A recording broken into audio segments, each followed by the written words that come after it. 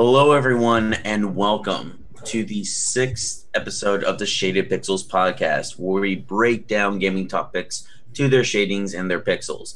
I am one of your hosts, Shawn Richards, also known as Little Big Ham, and right on top of me in either one of these directions is BJ Brown. What's up, people? And Esteban, also I'm known still as so freaking tired. And with E3 all behind us, Jeez, doesn't feel like it. Well, yeah. We thought about ways to look forward into the future.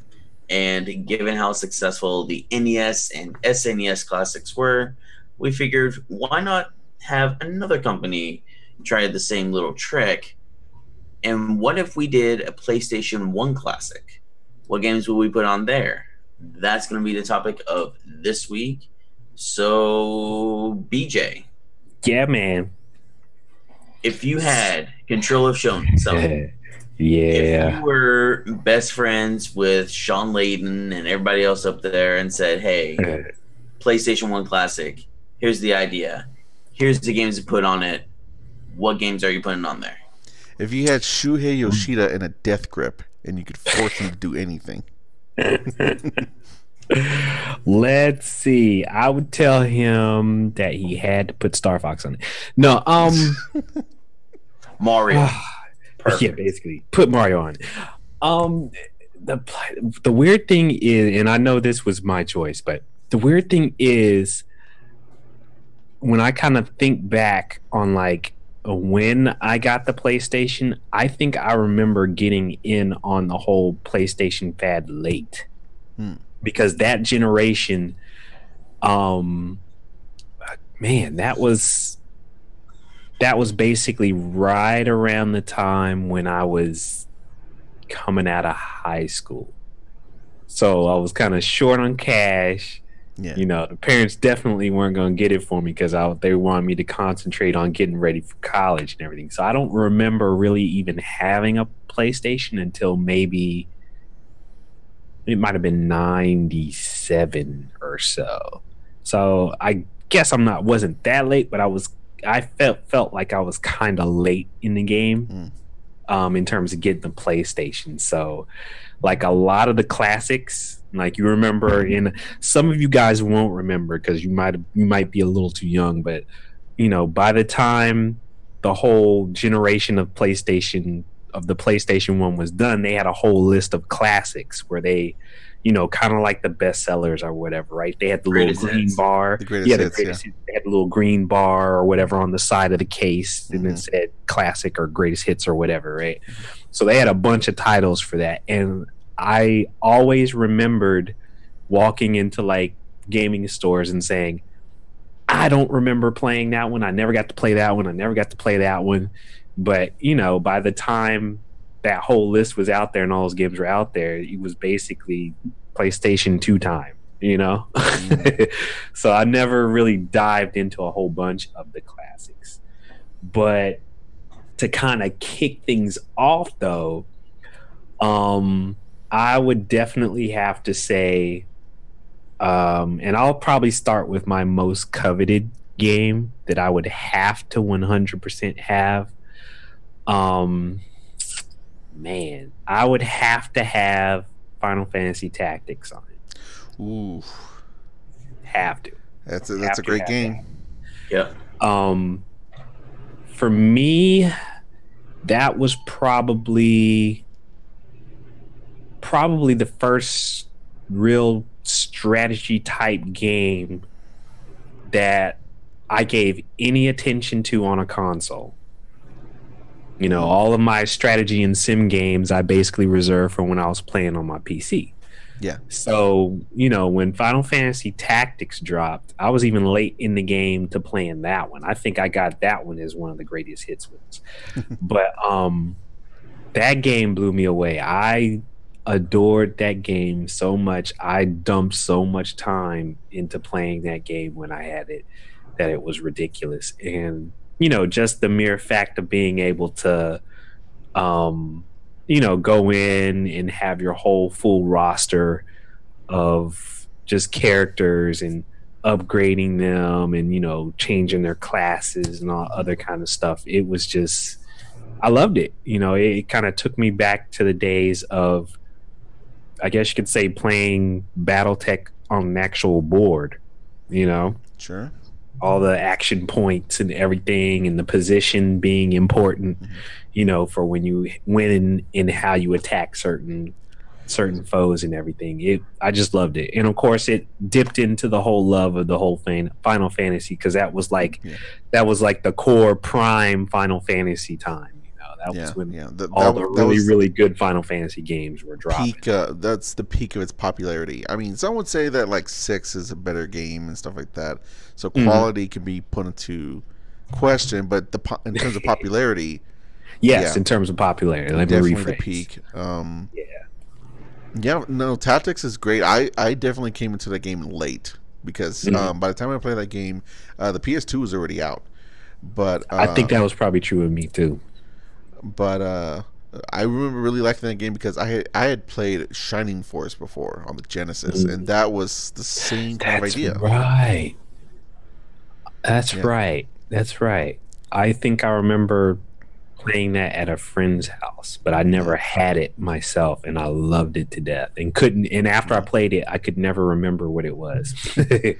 Now, Tactics is much more involved than Shining Force. But it is the same idea, and that's what pulled me into it. I never finished it though, and I don't know why. I think it was because I got obsessed with trying to level up all my units, which is a fool's errand. Yes, it is. I think I just got to. I think it was the common problem I have with games of that sort, where I got to a mission where it was just too hard, and I got stumped. And I got so pissed off that I couldn't get by it without losing certain guys that I really wanted, that I just, you know, was like, bump this, I'm going to go play, I don't know, Halo or something. So, yeah. I know what you mean. I don't think I finished it either. Yeah, it's a great game. Yeah. All right, what's next up? Yeah, go for it. No, you go ahead. Yeah, finish your list. Oh, finish it? That's we cool. want to get all these lists out there. So I'll run through it real quick. Parasite Eve, and there's a lot of RPGs on here for me. Okay. Final Fantasy 7, Final Fantasy 8, Tenchu, the first one, not the second one. Couldn't stand the second one. A weird little fighting game called Bloody Roar. I seriously doubt that's on anybody's list, but I absolutely loved that game. I'm aware of it.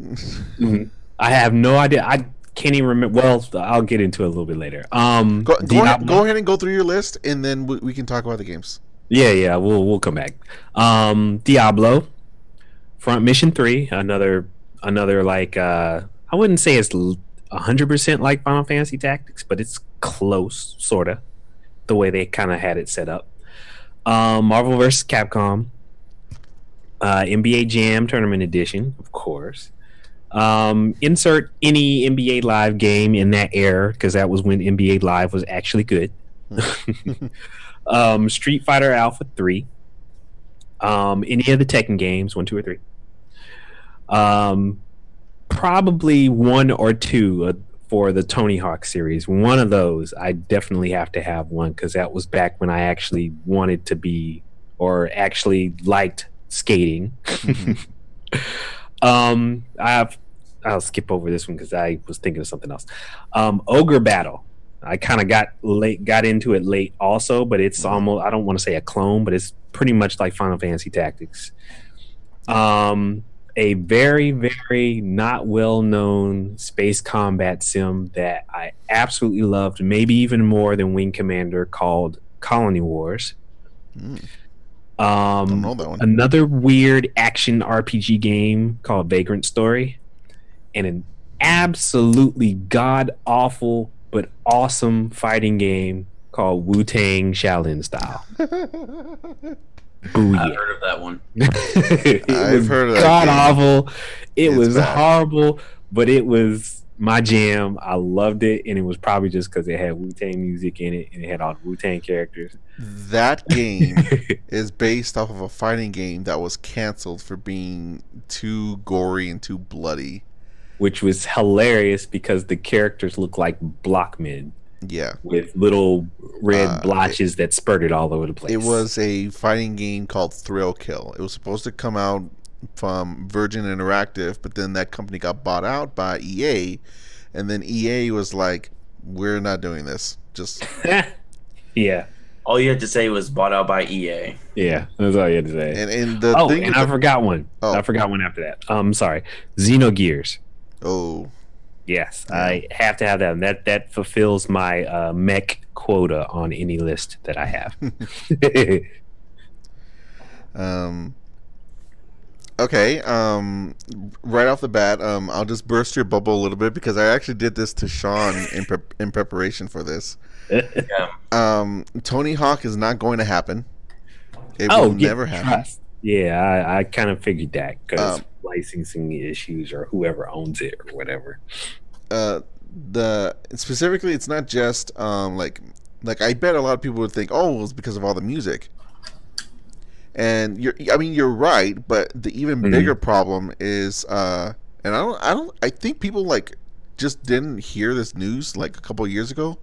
Activision doesn't have the rights to Tony Hawk anymore.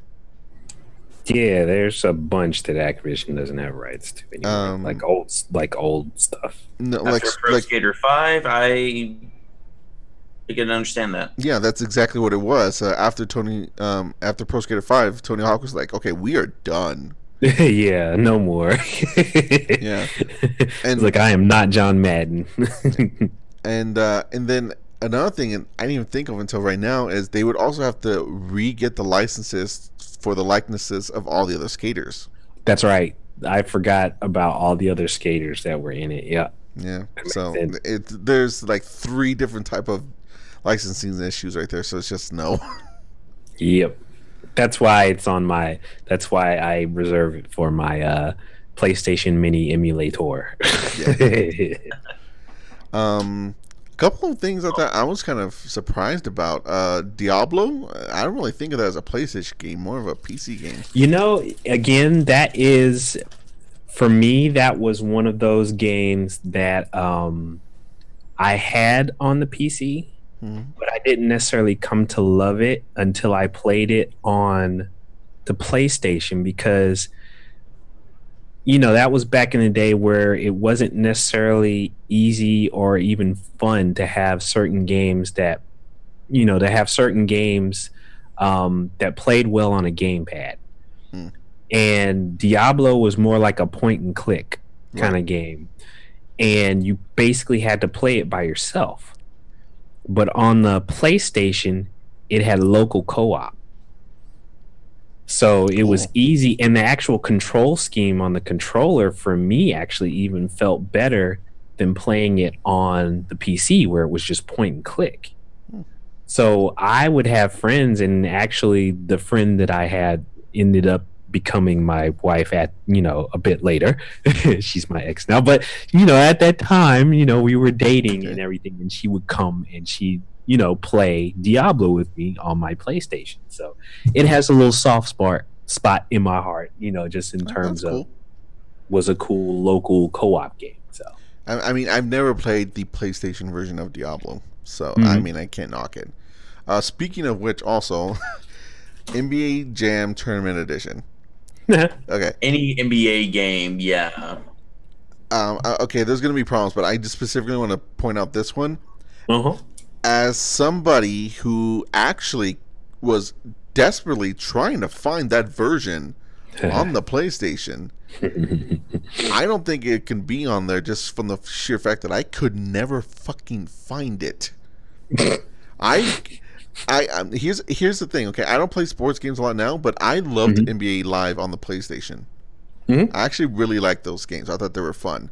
That generation was great. Yeah.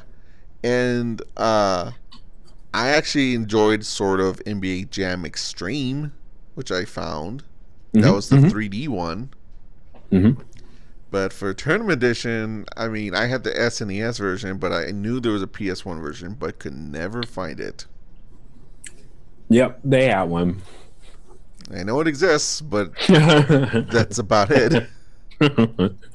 But yeah, I'd have to have NBA Jam and the NBA Live just to, get the arcadey and then get my NBA fantasy sim on, that kind of thing. So yeah, definitely.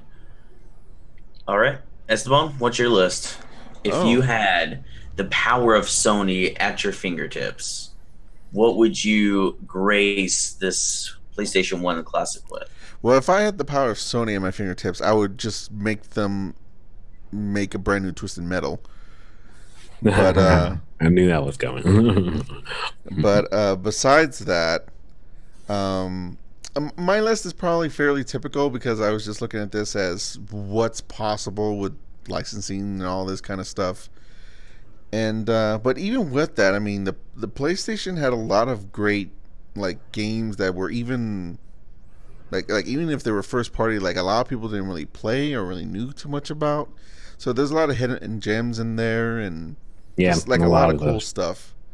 So okay, here's my list. Spyro 2: Ripto's Rage, because I feel like that's the one that everyone likes the most from the Spyro series. We'll discuss that later. Medieval, sort of a cult classic. Tomb Raider 2. I think people forget how big Lara Croft was back then. No, I didn't forget. You got to have at least one game. Yeah, for that you got to have one of the Tomb Raiders on there. Yeah. Jet Moto.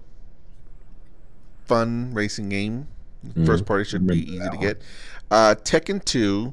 There's problems with Tekken 3 getting on the list because of a character that's on that game that they need extra licensing for. So if you're going to pick one of the other two Tekken games, I would say number 2.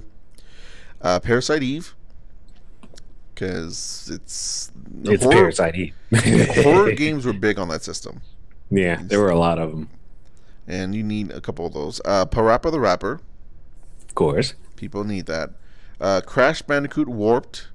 I'll be honest, it's not my favorite of the Crash Bandicoot games, but I feel like it's the one that everyone else likes, so fine. Go for that one. Jumping Flash. Flash? What was that one? Jumping Flash was this game where you played as a rabbit, and it was in first person, and it was a platformer. It was a 3D platformer before Super Mario 64 came out. So it does not play like that. It was also in first person, so you have to do first person platforming on the PlayStation 1. Yeah. No analog stick in or anything. It's not bad. It is old, but it's not bad. Okay. It's all you, buddy. That's all you. people won't know that game. The Legend of Dragoon, which was an RPG that's first party, so that should be easy. One. Yeah. And RPG, I should point out that a lot of people want a sequel to. People remember that game. R4, Ridge Racer Type 4. I'm going to say this right now. I do not have a Gran Turismo on this list because I think they would have too much trouble trying to get the licenses for the cars. But Ridge Racer Type 4 has no licensed cars, and Ridge Racer is a big part of PlayStation 1, so that would work. Twisted Metal 2, gotta have a Twisted Metal on there. Those games were fantastic. Silent Hill, another horror game. And I know Konami hates video games, but I mean, they put Super Castlevania 4 in the SNES Classic, so maybe they'll do that too. Tomba, which was a platformer that's a little lesser known, but still people love. Is it pronounced Tomba or Tombi? Because I've heard it. I think in Europe, it's pronounced more as Tombi. It's named differently. Yes, it's actually named with an I at the end instead of an A. I'm not sure why the name changed, but yeah, it's weird. Yeah. But I mean, whatever. Tomba / Tombi, whatever. It's all good. Street Fighter Alpha 3. It's the PlayStation is not really known for 2D fighters, but the ones they do have are fantastic, and that is arguably the best one. It is my favorite fighting game of all time, so that's an obvious choice. That's big. Yeah. And then these last 5 are, I don't think they need any real introduction. They're like the big 5 of the system, so I'll just go through them real quick. Castlevania Symphony of the Night, Oddworld, Abe's Odyssey, Resident Evil 2, Metal Gear Solid, and Final Fantasy 7. Yeah. Standards. Yep. So, do you want to talk about any of these games? You can if you want. Most of those aren't even on my list, aside from maybe 7. So let me ask you about 7. What was it with 7 that did it for you? It's the first RPG I ever played. Really? Makes sense. Yeah. I didn't know what that was before. Like I just didn't understand the concept especially because I played most of my games when I was younger in the arcades because I'm poor, but I could afford a quarter to play a game. Right, of course. You got $5, you can play like what, 20 games. Yep. So that's it was a lot back in the day. Yeah. But RPGs are not something you play not in arcades. Yeah, so it's not arcade. This concept of you don't actually control the characters directly. You just like give them commands and they just do it themselves. I was like, what? Why can't I just do it myself? That drives some of my friends crazy that they still tease me about that, but that's another story for another time. But then my friend was like, no, it's cool. Look, let me show you. And then I figured out, I was like, oh, it's strategy. It's sort of like being a general. Right. Where you give the commands and you use strategy and all that kind of stuff. And then, that's how you do like strategy games and stuff like that.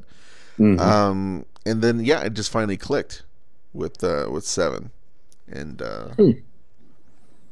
I mean, and I'm not alone in that. That game clicked for a lot of people with RPGs. That was a lot of people's introduction, and it's felt to this day. Yeah, I can't. I'm not trying to really date myself, but this pretty much dates me. Man, first RPG. Mine was goodness. I'd have to say oh my God. No, I'm not even going to say that one. How many have you guys heard of? I can't even remember exactly what are they called, MUDs? Or is that what it's called? It's like an acronym for something.